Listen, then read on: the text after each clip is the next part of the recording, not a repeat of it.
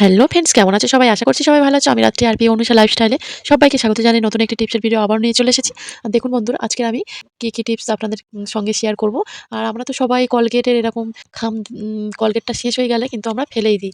আর এর ভিতরে কিন্তু অনেকটাই কলগেট থেকে থাকে, যেগুলো আমরা কলগেটটা যে পাতাটা তো চাপলেও বার হয় না। তো এই কলগেটের পাতা ফেলে না দিয়ে এই ভিডিওটা পুরোটা দেখুন, আমরা কি কাজ করতেই পারি।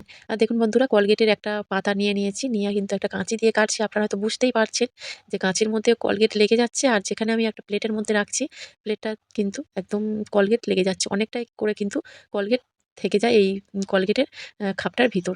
তো আমরা কিন্তু ফেলে দিয়ে কতটা ভুল করি, সেটা আজকে আমরা বুঝতে পারবো। এই ভিডিওটা দেখার পরে কিন্তু আপনারা কোনোদিন কিন্তু এই কলগেটের যে খামগুলো পাতাগুলো হয়, সেগুলো আর ফেলবেন না। দেখুন তাহলে পুরো ভিডিওটা দেখতে থাকুন। দেখুন বন্ধুরা, একটা ছোট আর একটা বড় আমি কেটে নেবো। এখানে লুকোচুরি কিচ্ছু নেই। আর এ কটা দিয়েই আমার হয়ে যাবে। একটা ছোট কেটেছি, একটা বড় কেটেছি আরকি। দুটো আমি রেখে দিয়েছি। আর দেখুন কতটা কলগেট কিন্তু লেগেই গেছে আমার প্লেটটার মধ্যে। একটা বড় করে কেটে রেখে দিয়েছি। এটা আমি কি করব আপনাদের সামনে তো সবই আজকে তুলে ধরবো। তো পুরো ভিডিওটা দেখুন। দেখুন ওর যে কলগেটের মুখটার দিকে কতটা করে কলগেট লেগে থাকে। একটা আমি বাটিতে করে জল নিয়ে নিয়েছি, একটা পাত্রে জল নিয়েছি, প্লেন জল। আর জলের মধ্যে আমি যে কলগেটের পাতাটা আমি কেটেছিলাম ছোট, ছোট টুকরো, টুকরো করে, সেটা আমি দিয়ে দিচ্ছি। আর দেখুন জলের মধ্যে টুকরো পাতাগুলো দেওয়ার পরে কিন্তু একটু সাদা ভাব চলে এসেছে জলের মধ্যে। আর অল্প কিছু ছোট, ছোট করে কেটে রাখা টুকরো আমি রেখে দিয়েছি। ওটাও কি করব আপনাদের সামনেই দেখাবো। তো দেখুন হাত দিয়ে খুব ভালো করে কিন্তু এভাবে আমি করে নিয়েছি। নেওয়ার পরে একদম কিন্তু সাদা হয়ে গেছে।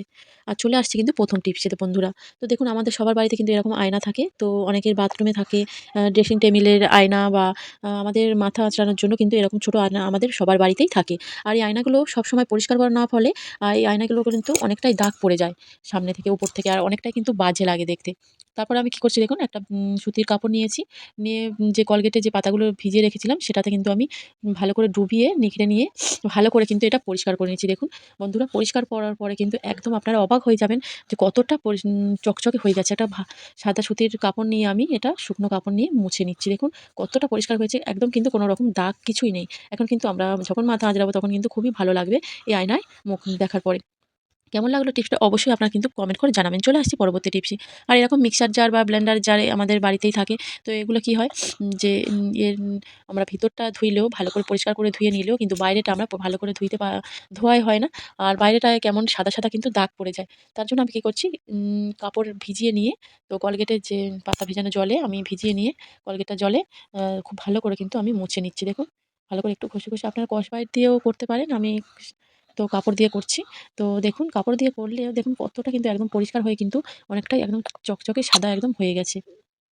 আরেকটা আমি কাপড় দিয়ে মুছে দিচ্ছি, শুকনো কাপড় দিয়ে। দেখুন কতটা পরিষ্কার হয়ে গেছে। এইভাবে কিন্তু আপনারা কলগেটের যে খামগুলো না ফেলে দিয়ে এইভাবে আপনারা বাড়িতে অনেক কাজ আমরা করে নিতে পারেন। চলে আসছি পরবর্তী টিপস। আর আগের দিনও আমি এরকমভাবে ডিমের খোসা গুঁড়ো দিয়ে আমি অনেক কিছু টিপস দেখিয়েছিলাম। তার মধ্যে বোতলও পরিষ্কার করা ছিল। ওইভাবেও যদি পরিষ্কার করেন তো খুব ভালো হবে। তো আপনারা ভিডিওটা দেখেও নিতে পারেন। আ আর এইভাবে আছে দেখুন, যে কলগেটের পাতাগুলো আমি রেখেছিলাম ছোট, ছোট টুকরো করা, সেগুলো ভিতরে দিয়ে দিলাম। দেওয়ার পরে আমি যে কলগেটের ভেজানো জলটা সেটা আমি দিয়ে দিচ্ছি। দেওয়ার পরে খুব ভালো করে কিন্তু ঢাকা দিয়ে আমি এটা পরিষ্কার করে নেব। অনেক সময় দেখা যায় বোতলের মধ্যে কিন্তু একটা আয়রনের দাগ পড়ে যায়। বোতলের ঢাকার মধ্যে একটা আম দাগ, দাগ হয়ে যায়, সাদা, সাদা দাগ হয়ে যায়, আর গন্ধ হয়ে থাকে। তার জন্য আমি কি করছি, এইভাবে যদি আমরা এটা দিয়ে পরিষ্কার করে নিই, তো বাড়িতে ১ টা ২ টো হলেও হবে যে কলগেটের খামগুলো। তো অনেকদিন ধরে জমিয়েও আপনারা রাখতে পারেন। বাইরেটা আমি কিন্তু পরিষ্কার করে নিচ্ছি। তো এইভাবে আপনারা বোতলটাও খুব সুন্দর করে কিন্তু পরিষ্কার করে নিতে পারেন এই যে কলগেটের জল দিয়ে। তো ভিডিওটা কেমন লাগছে আপনারা অবশ্যই কিন্তু কমেন্ট করে জানাবেন। ভালো লাগলে কিন্তু একটা লাইক দিয়ে দেবেন, আর সাবস্ক্রাইব করে পাশে থাকা বেল আইকনটি প্রেস করে অল করে দেবেন। যখনই আমি নতুন, নতুন ভিডিও আপলোড দেব আপনাদের কাছে খুব সঙ্গে, সঙ্গে তাড়াতাড়ি চলে যাবে। আর বোতলটা ধুয়ে নিয়ে এসে দেখাচ্ছি কতটা পরিষ্কার হয়ে গেছে দেখুন। বোতলটা অথচ বেশি নোংরা হয়নি আমার। তাই চলে আসছি পরবর্তী টিপসে। আর দেখুন বন্ধুরা, যে বড় কলগেটের খামটা কেটে আমি রেখেছিলাম, তো আপনাদের সামনে দেখাচ্ছি কি করব এটা। কতটা কিন্তু কলগেট দেখুন এর মধ্যে রয়ে গেছে। আর আমি এখন কি করছি, আর ফ্রিজের কিন্তু আমরা দেখা যায় অনেক সময় ফ্রিজের যে সামনেরটা উপরের দিকে কিন্তু ধরার যে জায়গাটা সামনে, ওটায় কিন্তু অনেক সময় অনেক নোংরা পড়ে থাকে। সবসময় কিন্তু আমরা পরিষ্কার করতে পারি না। তো তার জন্য আমি কি করছি, দেখুন যে বড় কলগেটের খামটা নিয়ে নিয়েছি, ওটা নিয়ে আমি ভালো করে কিন্তু ঘষে, ঘষে হাত দিয়ে পরিষ্কার করে নেব। দেখুন হাত দিয়ে কিন্তু আমি খুব সুন্দর করে কিন্তু ঘষে, ঘষে যেখানে, যেখানে নোংরা পড়ে আছে সেখানে পুরোটা কিন্তু আমি একদম ঘষে দিচ্ছি সব কলগেটটা নিয়ে। তো ঘষে দেওয়ার পরে আমি কি করব, দেখুন। আর কলগেটের যে পাতা ভেজানো জলটা নিয়ে আমি কাপড়টা দিয়ে ভালো করে আবারও দেখুন ফ্রিজের গায়ে যেখানে দিয়েছিলাম সেখানে কিন্তু আমি ভালো করে একদম ঘষে একটু হালকাভাবে, বেশি আমার ঘষতে হচ্ছে না। তো হালকাভাবে এইভাবে ঘষে দেখুন দাগগুলো কিন্তু খুব সুন্দরভাবে উঠে যাচ্ছে। এইভাবে কিন্তু আমি পুরো ফ্রিজটার যে সামনের দিকটা ওটা কিন্তু পুরো একইভাবে দেখুন এইভাবে পরিষ্কার করে নিচ্ছি। তারপর আমি একটা শুকনো কাপড় দিয়ে মুছে নিচ্ছি। ভিজে ভাব হয়ে আছে একটু, তাই আমি ভালো করে কিন্তু মুছে নিচ্ছি। তারপরে দেখুন কেমন হয়েছে আমার ফ্রিজটা। আর দেখুন বন্ধুরা, আগের কেমন দেখেছিলেন ফ্রিজটা আর এখন কেমন লাগছে। পুরো কিন্তু নতুনের মতো হয়ে গেছে। অবশ্যই কিন্তু টিপসটা বাড়িতে এপ্লাই করবেন। চলে আসছি পরবর্তী টিপসে। আর দেখুন বন্ধুরা, আমাদের রান্না করার পরে কিন্তু আমাদের গ্যাস ওভেন সবারই মুছতে হয়। আর মোছার জন্য আমাদের অনেক সময় ডিশওয়াশ তো এগুলো ব্যবহার করতে হয়। তো এগুলো ব্যবহার না করে আমাদের যে বাড়িতে যে কলগেটের খামটা দিয়ে আমরা করে নিচ্ছি, ওটা দিয়ে কিন্তু খুব সহজেই কিন্তু আমরা কলগেট দিয়ে পরিষ্কার করে নিতে পারি। দেখুন আমি ভিজে কাপড়টা দিয়ে তো খুব ভালো করে কিন্তু আমি পরিষ্কার করে নিচ্ছি। যেকোনো দাগ-দোগ কিন্তু এটা থেকে উঠে যাবে। তারপরে আমি শুকনো একটা কাপড় নিয়েছি।